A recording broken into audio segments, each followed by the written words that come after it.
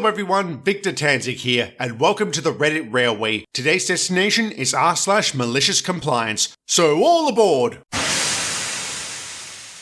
There are two important background things you need to know for the story. 1. I was diagnosed with a rare type of ovarian cancer at the beginning of the year. I had surgery and some chemo and am mostly recovered now. I still have to go in for frequent testing and occasional monitoring. I am a private person to the extent that I have dated people for years without telling my parents, so you best believe random co-workers and bosses are unaware of my medical history. 2. I attend a university that has an ambassador program. Basically, if you have a high enough GPA, you're able to interview for the program. If you get in, they pay for your tuition as long as you're an ambassador. In exchange, you work 5 hours a week at graduation events and the like. I am one of these ambassadors. My supervisor in the program is Miss M. She has spent the majority of our time together belittling me. She follows every rule to the letter and leaves no room for collaboration or discussion. As an example, we use Microsoft Teams for communication. She has us clock in and out by saying, "I'm here" and "I'm leaving." So every day you have to scroll through dozens of messages to find anything important and listen to notification sounds every time someone so much as takes a lunch break. I suggested using the time clock function on Teams and even offered to set it up. She snapped back by saying I was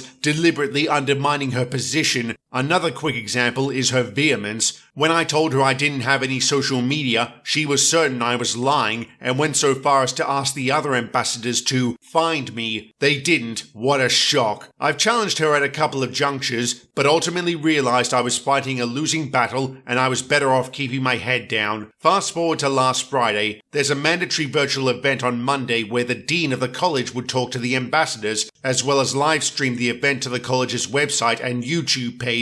Miss M sent out the following message to everyone in the group. Students must have their cameras on and their phones off. Repeat, phones off, cameras on. I follow up the same day. Miss M, unfortunately I will be at a doctor's appointment at this time and will not be able to turn my camera on during the event. No response. I send another email to follow up. No response. The day of the event rolls around. I'm at the hospital with my laptop. I direct message her through Microsoft Teams 10 minutes before. I see that she's read the message, but she doesn't reply. Okay, video chat starts and several students join the session with their cameras on. Then the dean arrives. He gets halfway through introducing himself when Miss M interrupts him as he takes a brief pause to say, "Excuse me, could we please have all of the students turn their cameras on?" I say nothing but send off a quick message I had already typed in anticipation of this moment. Miss M, I have a private situation that bars me from turning on my camera. I have contacted you individually. A few seconds after I send it, I get called out by name and I respond audibly, "Miss M, I cannot turn on my camera at this time," and she responds, "Expectations were clear and you were told multiple times about this. Every other student here has managed to do it and I expect the same out of you." Now, one of the cool things about having cancer is you become very familiar with the hospital staff, and if you're lucky, they're fun to talk to. So I told one of them, Amy, about the situation beforehand. She joked that if I was told to turn on my camera, I really should play up my illness. In any other situation, I would have been entirely opposed, but sweet revenge was in sight. I set my laptop up in such a way that you could see me in full hospital regalia. Teams will display the person currently talking as the largest image in the chat. Everyone had their audio off except me, the dean, and Miss M, so when I turned my camera on, I was prominently displayed as the EKG thrummed away loudly on max volume thanks to Amy. There was silence, which I broke by saying, I asked Miss M through email and Teams if I could opt out of having my camera on, but she insisted. I waited to see if anyone would say anything, and then continued with my special vocal blend of melodramatic gratitude and illness-laden shakiness. Virtual engagement is so important for this new era of learning. I can see why having the camera on is important, though I was hoping I might be granted an exception. The dean started to speak. OP,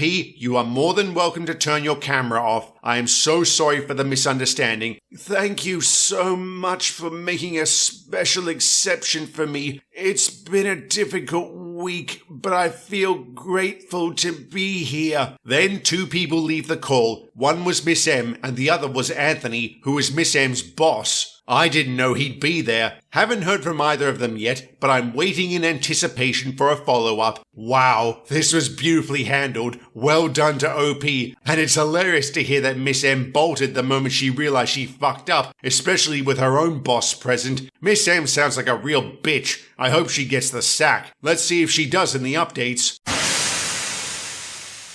Update 1. A couple of clarifications. 1. I don't at this time want to sue her. I want her to be better. 2. I am not in the thick of cancer right now. I'm definitely better than I was at the beginning of the year, though I appreciate the warm wishes. 3. I was going to ask the university to take down the video from their website and YouTube page, but it looks like they already had. I did save a copy of it per the advice of a colleague. Reading through these comments has been the highlight of my week. Almost all of them have been loving and supportive. About 6% of them are just downright weird. Some of my favorites are 1. A colorful variety of people threatening to assault or kill me. 2. People telling me they had cancer and been to college and it's nothing like how I describe it. Therefore, I must be wrong or lying. And 3. The guy who asked me for nudes. I can't imagine what went through his head. Did he see the word ovarian and think, you know who sometimes has ovaries? Women! Good enough for me. Update 2. After I was discharged from the hospital, I filed a formal complaint to the college regarding the incident. I also asked for the videos to be removed from any public platform. I already knew they had been, but I wanted to make sure they couldn't be used again. I returned to school following the Thanksgiving break. I scrolled through the previous messages in the chat and noticed Miss M has an out of office status by her name. As soon as I clock in, I receive a message from Anthony. He asks if I have a moment to speak. I tell him yes. He makes sure to offer twice which medium I would like to use to communicate, video chat, audio, or messages, which I really appreciated. What follows is a video call between Anthony, myself, and some other person whom I suspect was a lawyer. I was met with vague half apologies and follow-up questions that can be best described as a litmus test to see how fucked they were. I was slightly annoyed at first until I realized neither Anthony or the college were directly at fault for this, so I ask if I can voice some concerns I have with the ambassador program. Anthony and I proceed to have a very cordial conversation on details like the way we clock in and out to the disrespectful way university staff speak to the students. He listens to me and actively takes notes. He asks if I can voice my concerns to some board members, and I say absolutely. After the meeting, I clock back in and notice a surprising lack of messages in the general chat. I then see a message sent to the ambassadors and admission staff. Staff will now clock in using the time clock function. Instructions provided in the attached video. I have never been so happy to see a message on a computer screen. About a day later, I'm scheduled to speak with the board members. I clock in and hype myself up for the conversation. We speak for over an hour. Here are the highlights. 1. There are many reasons a student may not be able to turn on a camera, such as their income, mental health, or comfort with their current environment, and demanding they do is discriminatory. 2. A program that expects students to actively advertise and bolster the college should foster an environment worthy of such praise. 3. It should not have taken me literally having cancer for these problems to be noticed and addressed. The dean stayed afterwards to talk to me. He asked how I'm feeling, how my vacation was,